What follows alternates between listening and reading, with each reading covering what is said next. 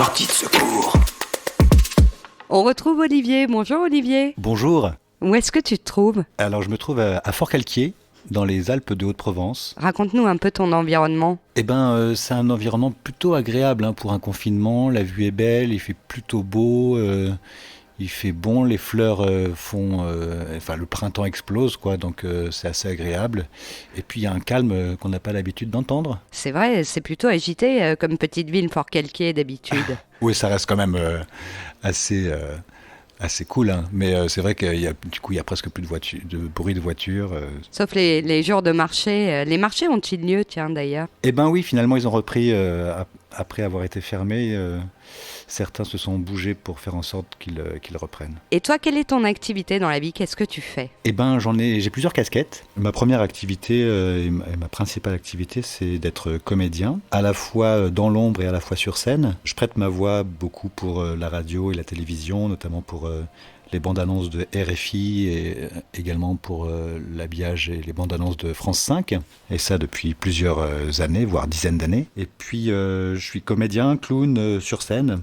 Manivelle, tu peux nous parler de lui un peu ? Entre autres, ouais, Manivelle fait bien partie de ma vie. Donc Manivelle, c'est mon clown qui m'est tombé dessus en 2005. Et depuis, on se quitte plus. C'est une grande aventure humaine, cette histoire de clown. Parle-nous un peu de ce que tu fais. Est-ce que Manivelle se repose en ce moment ou est-ce qu'au contraire, il est très présent ? Alors Manivelle est plus discret que ce que je ne l'imaginais en cette période de confinement. Un clown, ça marche avec du public. Et du coup, alors il y a beaucoup de clowns qui font des vidéos sur Internet, sur Facebook. Je vois pas mal de choses tourner. Il y a beaucoup de choses et très peu sortent du lot parce que en fait, la vidéo, c'est pas spécialement le meilleur médium pour un clown. Alors il y en a qui s'en sortent, mais c'est vraiment très rare. Est-ce que et donc j'ai pas osé. Est-ce que ça te donne l'opportunité d'écrire justement pour des choses à venir ou pas particulièrement ? En ce moment, j'écris peu. Je sens que voilà, je suis en train de semer des graines qui vont germer et ça va moissonner plus tard. Et donc la création proprement dite va arriver plus tard. Pour moi, c'est une grande source d'inspiration en fait. Mais j'engrange avant de reproduire ou de produire. Tu te donnes un peu le temps du recul et... Mais c'est tellement énorme ce qui nous arrive. Oui. Que j'ai mis du temps à réaliser, à comprendre, à essayer de trouver des points de repère là-dedans. Du coup, j'étais désemparé. J'ai bien écrit quelques petits textes comme ça, mais c'était plus de l'exutoire que de la création proprement dite. On échangeait avec Alexandre Pell, que tu connais peut-être, et qui nous faisait part exactement du même ressenti et de la difficulté à se positionner dans l'instant. Et plutôt à vouloir engranger pour après et en faire quelque chose. C'est ça, j'ai vraiment ce sentiment d'engranger et je pense que cette période de confinement, pas que pour moi, va donner l'occasion de faire naître des formes artistiques qui vont être super. Toi, à titre personnel, qu'est-ce que tu penses de tout ce qui nous arrive et comment tu vis les choses ? Quel regard tu poses sur tout ça ? Moi, j'y crois pas. Qu'est-ce qui te fait dire ça ? Pour moi, j'ai le sentiment d'être manipulé et qu'il y a d'autres enjeux derrière. Mais je sais que c'est très politiquement incorrect ce que je suis en train de dire là. Et est-ce que tu vois un après différent ? On parle beaucoup de ça, on lit beaucoup de choses là-dessus. Est-ce que alors toi, tu vis dans un environnement un peu éloigné des grandes villes aujourd'hui, mais est-ce que tu vois un après différent ou est-ce que tu penses que c'est vraiment à tout un chacun de se réinventer et de tirer les enseignements positifs d'ailleurs qu'on peut trouver dans cette période ?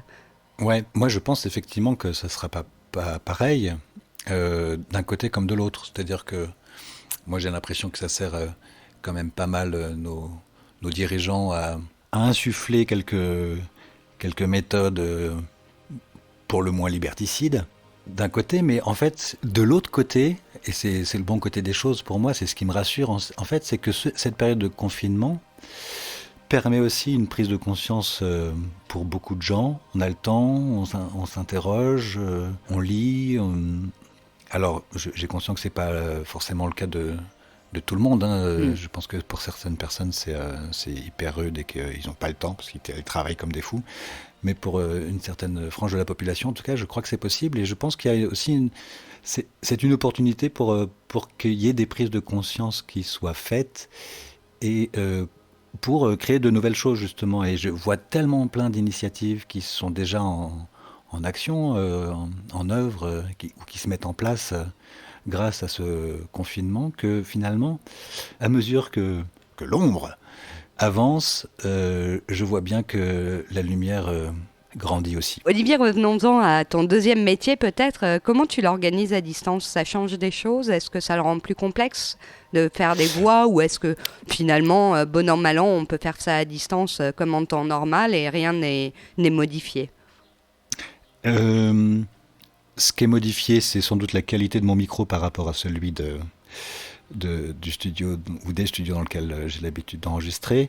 C'est aussi la direction d'acteur qui se fait pas en live. Enfin, suivant les technologies qu'on utilise, c'est possible, mais bon, c'est jamais pareil quand on est face à une personne qui nous dirige qu'à distance. Même si concrètement, c'est possible effectivement aujourd'hui d'enregistrer à distance, d'être dirigé à distance.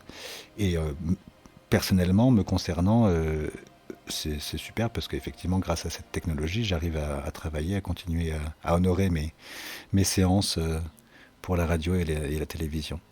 Ça, c'est une super nouvelle. Et Ouais. tu as lancé une initiative, ou je ne sais pas comment l'appeler, je crois que tu as construit une petite cabane. Est-ce que tu veux nous en parler? Avec plaisir.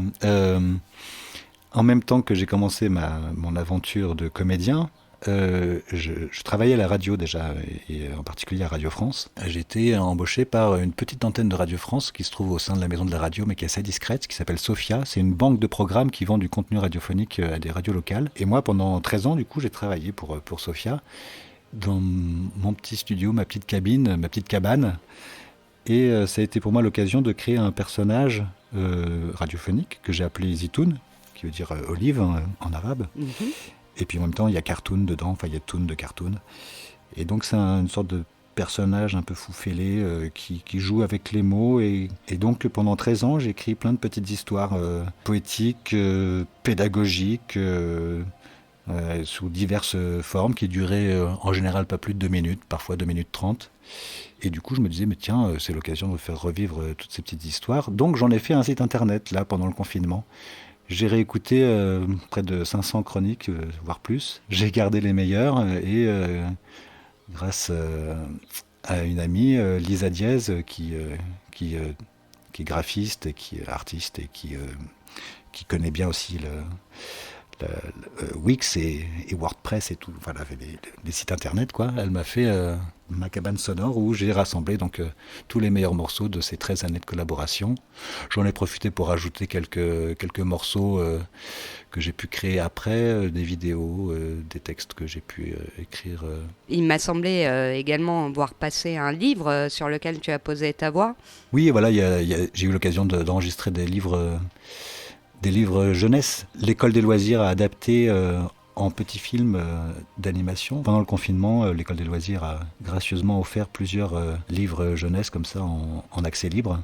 Et si on veut te retrouver et retrouver tout ça, où est-ce qu'on va? Sur le site lacabanedolivier.com. Un grand merci Olivier pour ton intervention aujourd'hui, ça nous a fait plaisir de t'entendre. À très bientôt. Avec grand plaisir. Sortie de secours.